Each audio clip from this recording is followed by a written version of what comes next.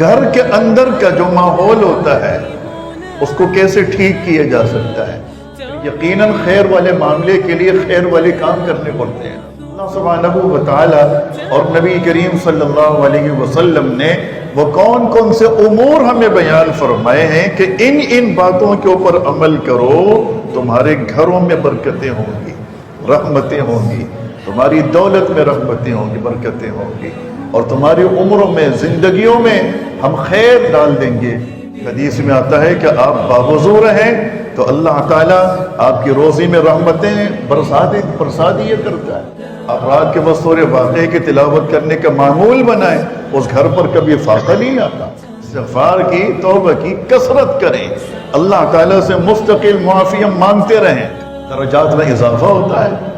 پروردگار سے جتنا ہم معافی مانگتے ہیں وہ اتنا ہی زیادہ خوش ہوتا ہے، راضی ہوتا ہے. فرمایا کہ یہ